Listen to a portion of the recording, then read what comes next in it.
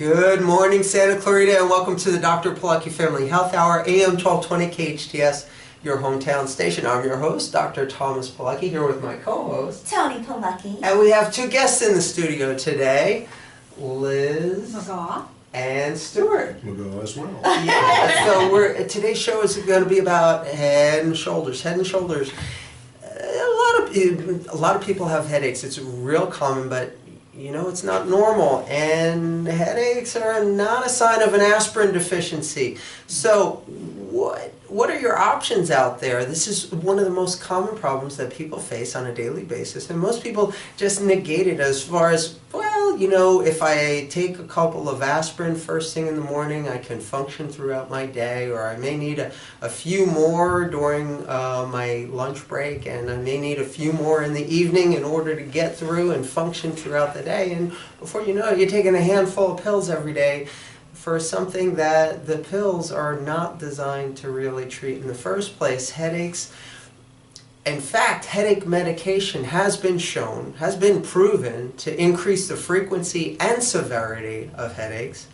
And the overwhelming majority of the time, headaches are caused, for the most part, there are so many subcategories of headaches out there that they want you to believe that every single type of headache is unique. But the common denominator, the most common cause of all the different subtypes of headache is tension in the neck, which compromises blood flow to the brain, which cuts off the electrical activity of the brain, because I don't know if you know or not, but most of the electrical activity that the brain runs on, that runs everything else in your body, comes from little tiny crystals, little tiny sensors in the joints of your neck. The overwhelming majority of the electrical activity that's generated in the brain comes from your neck moving as smoothly and as freely and as energetically as possible. And for a lot of us, that tension in our shoulders, that stiffness that we have all day long, that we just get used to, that we wish someone would just come up from behind us and grab our shoulders and squeeze and knead and squeeze and knead, and oh, you can do that all day long.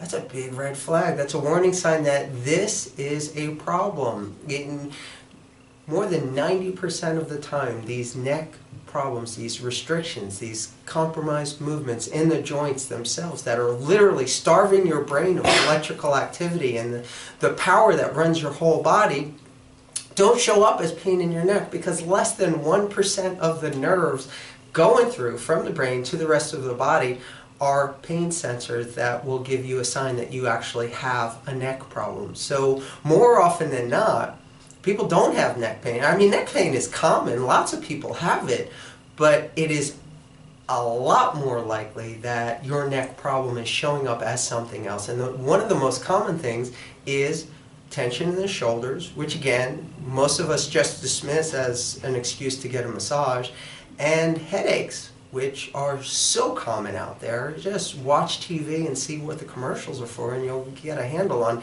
how extensive this problem really is.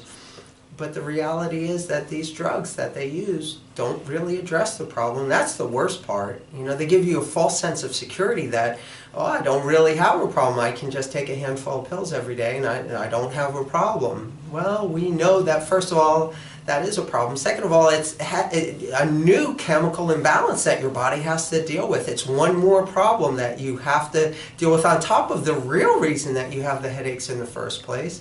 And we know that every single one of those pills has some kind of other complication on top of all that. We know that all forms of non-steroidal anti-inflammatory drugs, NSAIDs for short, which is pretty much over-the-counter anything you can get for any kind of pain relief, they actually inhibit glycosaminoglycans. That's a mouthful, but what is that? That is the goop that repairs joints in your body. And that is the surface, that is the lubrication in the joint surfaces that actually mend and repair joints. So when you interrupt the production of glycosaminoglycans by chronic non-steroidal anti-inflammatory use, you actually destroy the joints. Kind of scary. It's the leading cause of osteoarthritis now. It's not old age. It's overuse of non-steroidal anti-inflammatory drugs.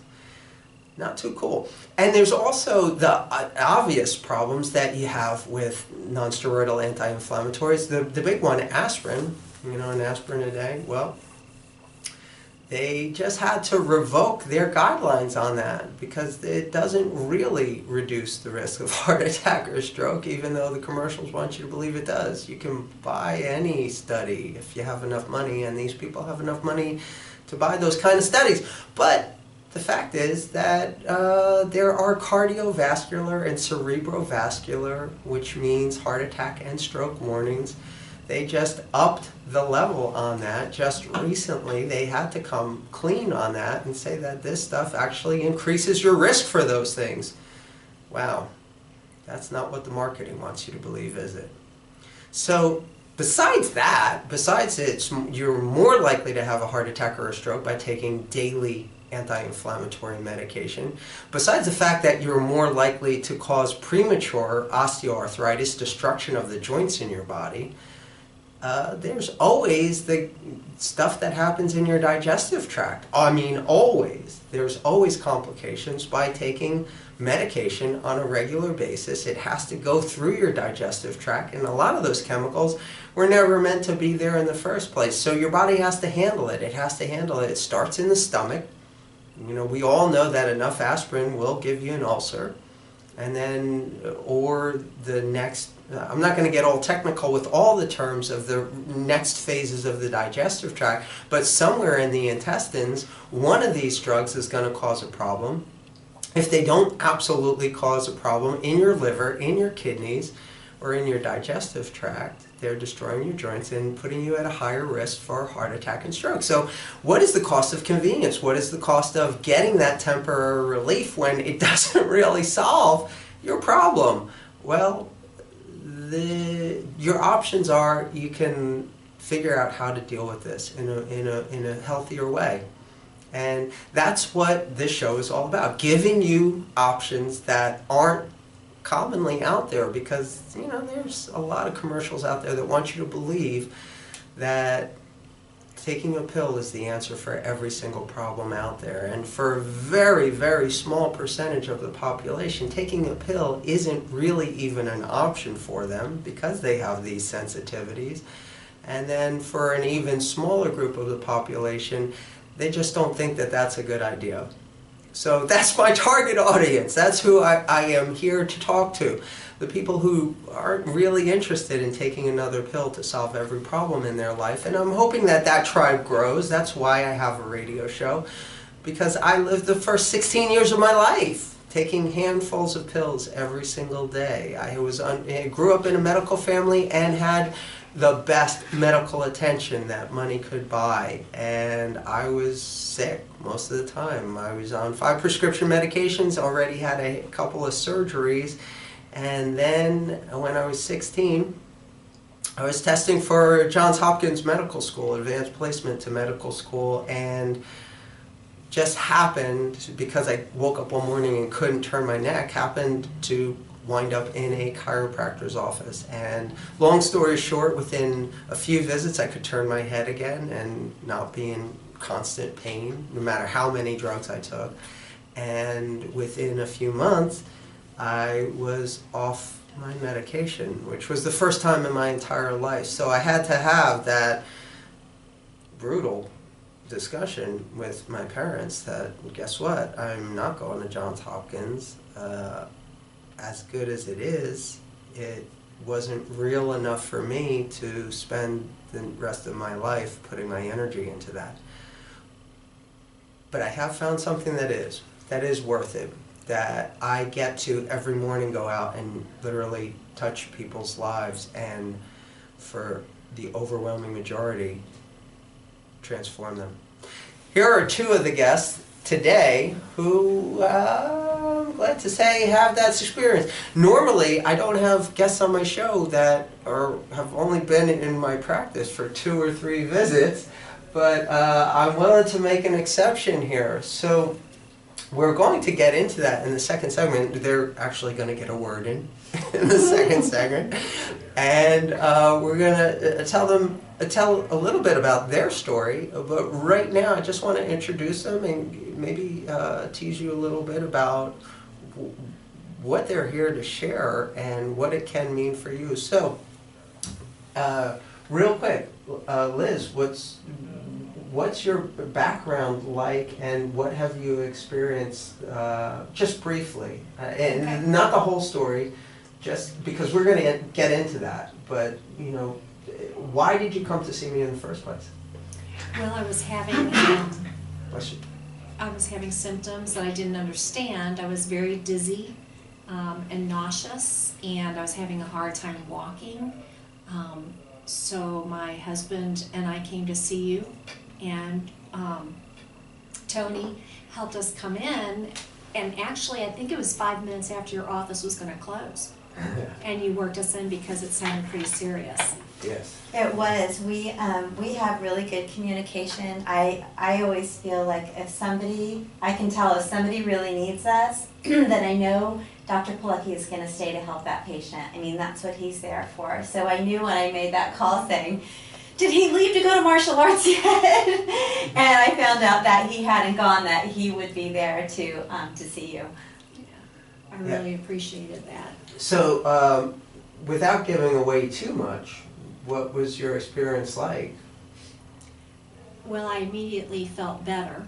I still had That's a good symptoms. start. Right. Yeah. So, okay. So, and then, well, at least good enough to convince your husband that maybe he should. Can you give us a little bit of story about what your background is? Well, sure. Well, first I'd like to build on what Liz said. I'm sure you've heard the old adage, happy wife, happy life. I'm very fortunate to have married a low-maintenance lady, but she was definitely not happy the night that we called. I'd never seen her actually in that bad a state before, and you were very kind. You didn't oversell yourself. In fact, I think you kind of undersold yourself because the results were dramatic and immediate. That's always nice. That's always nice. So, oh, wait, hold on. Okay, so that's your take on what happened with her, but what about you? Well, I actually, after a few visits that Liz had, I decided to come in because I had a problem specifically with my hips, but also with my neck, which was leading to headaches. And I had the same experience. I have visited a chiropractor in the past, but like a lot of men, I kind of put things off and take another pill, as you were saying, and try to tough it out. And that's really, it's covering up the symptoms, and you get diminishing returns from that, and eventually you have to really deal with it. And I'm certainly glad I did. I've gotten the same kind of relief that Liz has experienced. Love it, love it. That's why I do it. Very few people have the privilege of being able to wake up every morning and really make a difference in people's lives, and I really do take that privilege quite seriously. So, when we get back from our break, we're going to get into a little bit about these amazing people's backstories, how they met, why I immediately wanted them on the air with us. They actually met on the radio. How cool is that? And we'll be talking a little bit more about your options. So how are we to? All right, so this Wednesday, we're doing something kind of special in the office. Yeah, the holidays are coming. The stress is building. The cold and flu season is already in full bloom. I don't know if you've had it yet or not, but it's a pretty nasty one going around. I got touched by it. And, you know, after going to work for Tony Robbins for a 50-hour weekend and working a week prior to that and a week after that, I spent Halloween pretty much in bed, and that's okay. I mean, if you really run yourself ragged, it's okay to take some downtime, but that's all that it should be. I don't have this lingering upper respiratory problem that I would have 30 years ago being on antibiotics all winter long. I just needed a little bit of downtime, which is normal. And within a couple of days, the symptoms started subsiding to the point where, you know, a cold and a flu will run its course in a couple of days if things are working right and you're not really abusing the system. You're getting some sleep, you're getting some decent nutrition, you're getting the hydration, you're getting the oxygen, and that's a challenge with an upper respiratory infection, but we teach you how to get the systems back online as quickly as possible instead of just dumping antibiotics in a problem that maybe doesn't need antibiotics at all. Viruses don't respond to antibiotics, and antibiotics are just for the secondary infections, and in fact they can cause a fungal bloom, which means that you put a bunch of antibiotics into the system, all of a sudden you're dealing with a whole different kind of infection that is actually much more lingering, much more dangerous, and much more long-term consequences. So one of the reasons why running to go get some antibiotics for the cold and flu, or I'm not even going to touch the whole flu shot thing. A recent study just came out, showed that the flu shot this year, if you got it last year and this year, actually increased your odds of getting the flu this year. That's crazy, but it's true, and science, this is not propaganda. And that's just the tip of the iceberg as far as that stuff's concerned. But they don't care. They keep promoting it like it's absolutely necessary and everybody needs to get that done. That's your choice. If you believe that that is the best option for you and your family, that's fine. But I'm going to suggest that you hedge your bets a little bit and start really taking care of the nutrition, the exercise, the hydration, and the sleep. And one thing that I am really becoming a stronger and stronger advocate of is really focusing on your mindset, the big difference in your life, what you focus on. And if you can focus on gratitude for 5 minutes every day, being truly grateful for all the amazing things like these guests that we have, like the wife that I have, like the opportunities that I have, the friends that I have, this radio show, and the ability to share this message with so many people, then it really starts changing things for you. I'm not here to try to convince somebody to give me a car payment or something. I'm here to help as many people as possible. And that's why I do it, and that's why I hope you see that and feel that this is more than just a marketing ploy. This is really what is important to me, and I hope I can make your health a little bit more important to you on your list of priorities this holiday season. So this Wednesday,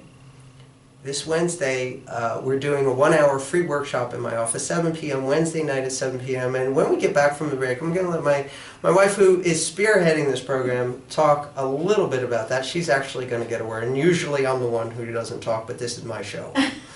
So I absolutely have the edge here. She's going to tell a little bit about what to expect if you sign up for this. It's RSVP, and it is going to be a powerful, powerful presentation about what you need to be doing to take this holiday and really get back to what it means, the celebration, and really supercharge your immune system and your energy and do everything right so that you're not catching up starting in January with a resolution that nobody keeps anyway. You're actually well into the transformation to make 2016 an amazing, amazing year for you. You're listening to the Dr. Pilecki Family Health Hour on AM 1220 KHTS, your hometown station.